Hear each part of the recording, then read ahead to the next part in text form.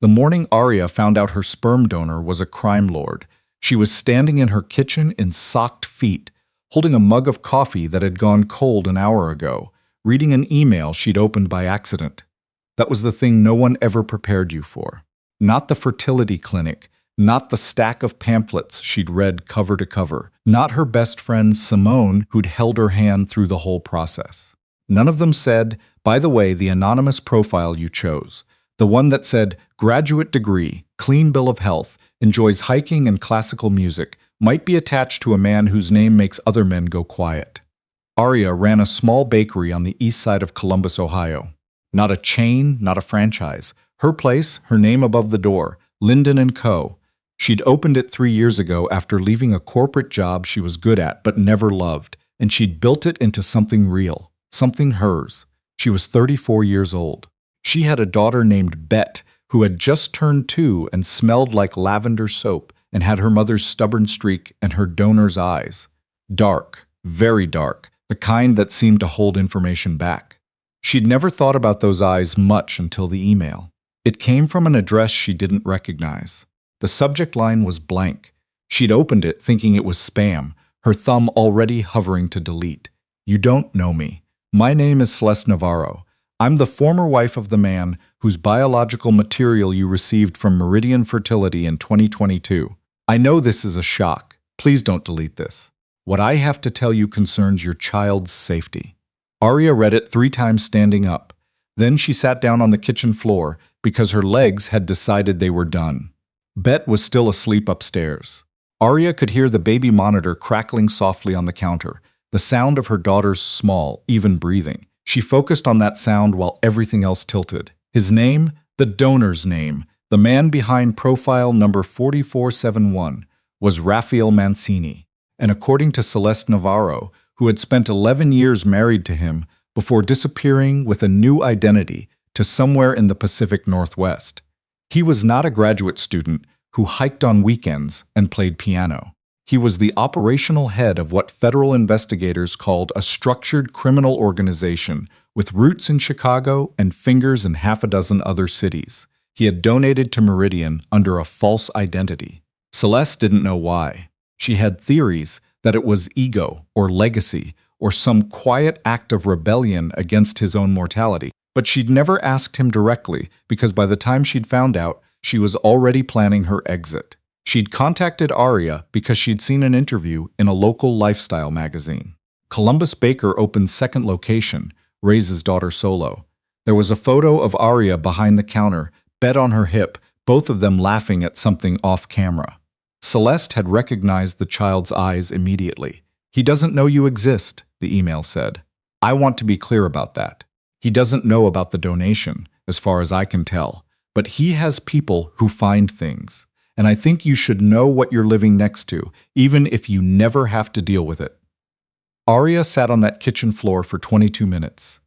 She knew because she watched the clock on the microwave. When she finally got up, she poured the cold coffee down the drain and made a fresh pot and stood at the window, looking at the backyard where Bet's plastic slide was still wet with last night's rain. She thought, this cannot be my life. And then Bet called out from upstairs, just Mama, soft and sleepy. And Aria thought, okay, but it is. She didn't respond to Celeste right away. She did something she was not proud of instead. She spent 4 hours on her phone researching Raphael Mancini, and she did it in the parking lot of her own bakery while her assistant, Priya, opened up without her for the first time ever. What she found was simultaneously too much and not enough. There were photos, board meetings, charity galas, a groundbreaking for a community center on the south side of Chicago. He was handsome in the way that certain men were handsome, the kind that made you uncomfortable because it seemed unfair, like the universe had distributed resources poorly. Dark hair going silver at the temples, a jaw that looked like it had opinions. In one photo, he was laughing at something, and the laugh looked real, which Aria found obscurely offensive. There were also articles that said other things about investigations, about a federal case that had gone cold, about 2 men who disappeared in 2019 and were never found. The articles were careful, lawyered up, full of alleged and sources say, and no charges have been filed. but the shape of what they were describing was clear enough. She called Simone that night after Bet was asleep. "Okay," Simone said when Aria had finished talking. There was a long pause. "Okay, are you safe right now? He doesn't know I exist." "That's not what I asked." "I think so, yes." Another pause. "What do you need?" That was the thing about Simone. She never asked what Aria was going to do, because she understood that Aria needed to figure that out alone. She just asked what was needed right now, in this moment. It was a gift. "I don't know yet," Aria said honestly. "I think I need to talk to Celeste." They met over video call 2 days later. Celeste Navarro was in her late 40s with close-cropped gray hair and the particular stillness of someone who had taught herself, over a long time, to take up less space. She spoke carefully. She did not apologize for what she'd told Aria, which Aria respected. "I want to ask you something," Aria said. "Why now? You've obviously known about me for a while. The article ran 3 months ago. I needed to make sure I could trust my own instincts," Celeste said. "The last time I trusted them, I stayed too long. Do you think he'll find out about Bet?" Celeste was quiet for a moment. "I think the question isn't if. I think the question is when, and in what context. He has a half-brother who runs a data company in Denver. Legal business, mostly. But they use it to find people." She paused. "He started doing genealogy research a few months ago. I have a source who's still adjacent to that world. Raffle is looking for something, maybe someone. I don't know if it's connected to you, but I thought you should know before it became a problem." After the call ended, Aria sat in the dark of her living room for a long time. Bet's baby photos lined the wall across from her. The first year, the second year, the progression of a small face becoming more itself, more distinct, more her own. And also, and Aria had always known this, had just never had reason to think about it, more his. She made a decision that night. Not a big, dramatic one. Just a quiet, clear one, the way she made most of her decisions. She was going to meet him. It took her 6 weeks to arrange it. She didn't reach out through the clinic. She wasn't sure that was even possible, and the legal implications made her head ache. She didn't hire anyone. What she did was attend a public fundraiser in Chicago that Raphael Mancini's foundation was hosting, the kind of event that sold individual tickets to civilians alongside table sponsorships for corporations and people with last names on buildings. She bought one ticket, $250, which she justified as the cost of knowing. And she told Simone she was going to Chicago for a long weekend and left Bet with Simone's mother, who loved Bet with a ferocity that bordered on territorial. She wore a green dress she'd bought specifically for the occasion, the kind of green that made people look twice. She told herself this was a tactical decision and not vanity. She was mostly convinced. The event was held at a hotel in River North. It was the kind of room that made you aware of how your shoes sounded. There were flowers on every surface, and men in very good suits, and a string quartet playing something she almost recognized. Aria had spent enough years in corporate settings to move through spaces like this without looking lost, which was useful now. She spotted him within 10 minutes. He was taller than she expected. The photos hadn't captured the way he moved through a room, the space other people seemed to instinctively give him. He was speaking to a man in a navy jacket, nodding slowly, and then he said something that made the man laugh. That same laugh she'd seen in the photo, real-looking, unfair. Aria stood near the bar with a glass of sparkling water and watched him for nearly an hour without approaching. She had not planned what she was going to say. She had planned the dress and the flight and the hotel, but she had not planned the actual words, which in retrospect was an oversight. What happened instead was that he approached her, not directly. He was moving through the room, working it the way people at these events did, and he paused near the bar to speak to someone beside her. And then the someone left, and for a moment he was just standing there, and he glanced over, and Aria was looking at him, and it was too late to pretend she wasn't. "You look like you're conducting research," he said. His voice was lower than she expected. There was a Chicago accent underneath the careful diction, the kind you kept even when you'd smoothed most of it away. "I'm deciding if the stuffed mushrooms are worth it," she said, because it was the first thing that came out. Something shifted in his expression, not a smile exactly, but adjacent to one. "They're not. The crab cakes are better. I'll keep that in mind. He extended a hand. Raphael Mancini, Aria Linden. She shook it. His grip was measured. The handshake of a man who'd learned to calibrate exactly how much to give away. Are you with one of the corporate tables? No. Individual ticket. I'm from Columbus. She paused then because she'd come too far to be oblique. I wanted to see the work your foundation does. I read about the community center initiative. Did you? It wasn't really a question. I did. She looked at him steadily.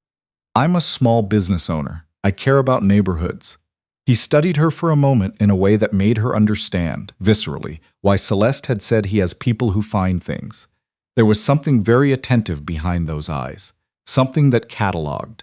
Are you from Columbus originally, he asked. No, moved there 8 years ago. It stuck. What made it stick? My daughter. She didn't say. The bakery. The life I built on purpose. She said, the people and the rent. That got an actual smile. Brief but real. She filed it away without meaning to. They talked for 20 minutes.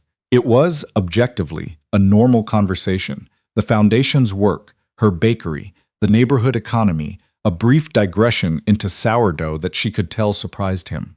He asked questions the way intelligent people did, actually listening to the answers rather than just waiting for their turn. She did the same. At some point, they moved away from the bar without either of them deciding to, and ended up near a window, looking out over the city lights. At no point did she tell him why she was really there. She went home the next morning, kissed Bet on the top of her head while she was still asleep, and sat in her car in Simone's driveway for 15 minutes thinking about eyes. She hadn't expected him to find her. That had been naive. 8 days after the Chicago fundraiser, a black car pulled up outside Linden & Co. at 7:45 in the morning. Aria was behind the counter. She saw the car from the window and felt something cold move through her, but she kept her hands steady, kept filling the pastry case, kept her face neutral. He came in alone. That surprised her. He was in different clothes, dark jeans, a jacket, no tie, more human-looking, somehow. He stood near the door for a moment, reading the menu board on the wall, and then he came to the counter. The sourdough, he said. You mentioned it. I did. She looked at him. You want to tell me how you found my bakery, or should I just assume you have Google like the rest of us? I have Google, he said evenly, and I also looked you up after the fundraiser. He paused.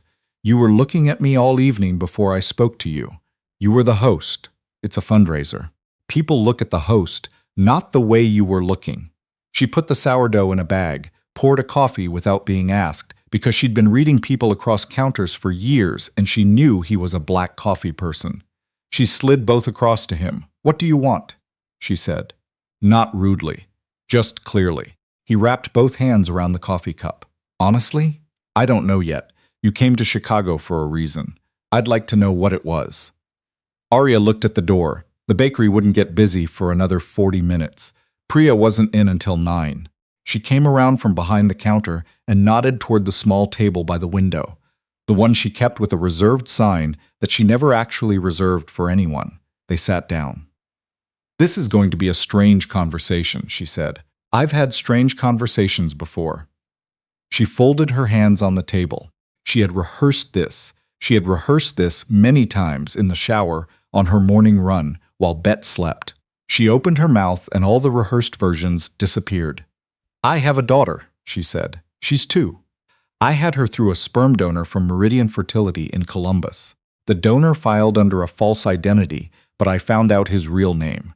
She met his eyes. It's yours. The silence that followed was not the silence of shock. It was the silence of a man reorganizing everything he thought he knew in real time. She watched him do it. That stillness, the kind that wasn't absence, but was actually maximum concentration. You have proof of this, he said finally. It wasn't an accusation. I have documents. DNA hasn't been tested. That would require your agreement. But I have the clinic records, and I have a woman named Celeste Navarro who recognized my daughter's photograph in a magazine. He set the coffee cup down with great care. Celeste, he said quietly. She reached out to me. She was worried about Bet's safety. Aria kept her voice level. She thought I should know who you were before you found out about her on your own. Raphael looked out the window. On the street, a woman walked by with a stroller. He watched it pass. Bet, he said. Short for Elizabeth. She's... Aria stopped herself. She had not planned to give him her daughter's name on the first conversation. She had not planned to offer anything. But the name had come out, and now it was in the room. He looked back at her, those dark eyes that she saw every day in a smaller face. What do you want from me? He asked. The same question you asked me. I don't want anything from you, she said, and meant it. I have a bakery and a daughter and a full life. I didn't come to Chicago to ask for money or recognition or anything. I came because Celeste told me you might find out anyway, and I would rather you find out from me than from whatever sources you use, and have it become a thing that I couldn't control. She paused. I'm not asking you to be her father. I'm asking you to not become a threat. The word landed. She'd put it there deliberately. He absorbed it without flinching. You think I'm dangerous. I think you have a complicated life, she said carefully. I think there are people in your orbit who might not react well to unexpected news. I think I have a 2-year-old who deserves to be safe. She held his gaze. I'm not judging your choices. I'm protecting mine. He was quiet for a long moment. Outside, the street was waking up. A delivery truck rumbled past. Someone laughed on the sidewalk. Somewhere a phone rang. I need time, he said at last. Take whatever you need. I'm not going anywhere. He stood, left $30 on the table for a coffee and a loaf of bread, walked to the door and then stopped with his hand on the frame. She has, he started and then stopped. Aria waited. She's healthy, he said. The shift in his voice was small, almost imperceptible. But Aria had spent 2 years listening for every variation in a small person's sounds, and she caught it. She's perfectly healthy, she said. She's loud and stubborn, and she learned to say persimmon before she learned to say apple, for reasons that are still unclear. Something crossed his face. She couldn't name it. He nodded once and left. He came back 11 days later. He called ahead this time. She didn't know how he'd gotten her number, but she'd stopped being surprised by what he was able to find. He asked if they could talk again. She said yes, and she called Simone and said he's coming back. And Simone said, is that good or bad? And Aria said, I genuinely don't know. This time he brought coffee from somewhere else, a place downtown she'd actually heard of, and set 1 cup in front of her without comment. It was the right order. She noted this without commenting either. I've been thinking, he said. I'd hope so, about what it would mean. He wrapped a hand around his cup. I'm not going to pretend my life is uncomplicated. You clearly already know it isn't. And I've thought about what Celeste told you, and what's accurate, and what isn't. He stopped, started again more carefully. There are things in my past that are real, and there are things in my past that are significantly less real than federal investigators would like them to be. The truth is somewhere in the middle, and it's not something I can explain over coffee in Columbus. I'm not asking you to, she said. I'm aware. He looked at her. What I am asking, what I want to ask, is whether there's a version of this where I can. Another stop. She'd noticed he did this. He chose words deliberately, and he discarded a lot of them. I wasn't going to have children. I made that decision. I thought it was the right one given everything. And now I find out there's a 2-year-old who says persimmon and has my eyes, and I don't know what to do with that. Aria looked at him for a long moment. She thought about Bet that morning, eating toast with jam, talking to her plastic elephant about something very serious. She thought about the door she'd walked through when she'd decided to have a child alone, how clearly she'd seen that life, how deliberately she'd chosen it. She thought about the fact that this man, whatever else he was, had driven 4 hours from Chicago to sit in her bakery and say, I don't know what to do with that, and had done it with something on his face that looked uncomfortably like honesty. I'm not going to let you waltz in and out of her life, she said. She's not a character who shows up in someone's story when it's convenient. She's a person.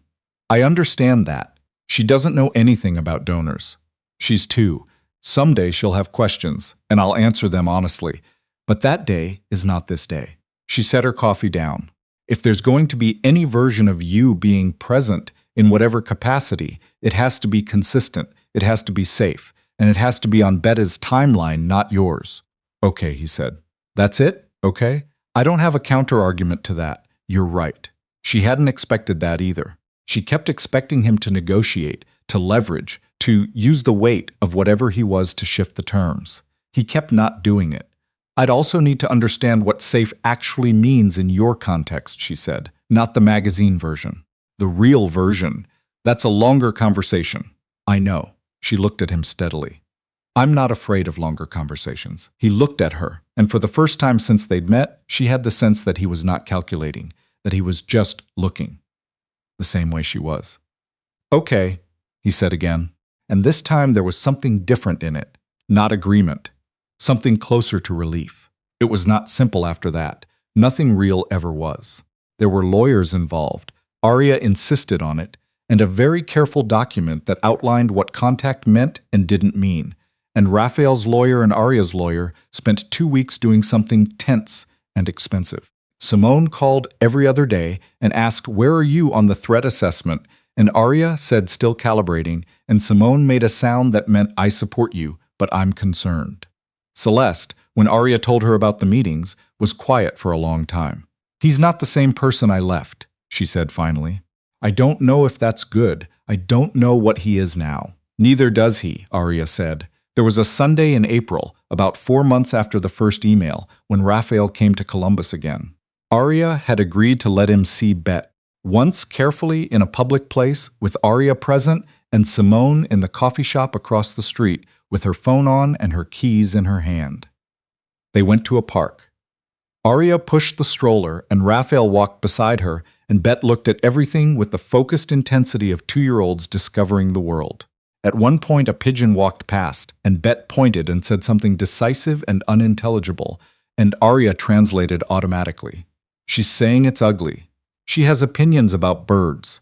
Raphael crouched down to Betta's level. Bet looked at him with those dark eyes, his dark eyes, with total calm, the way small children looked at strangers, just gathering information. "Hi," he said. Bet considered him. Then she held out the plastic elephant she'd been carrying, which was an offering she gave to very few people. He took it carefully with both hands. Aria watched this from the corner of her eye and felt something complicated move through her.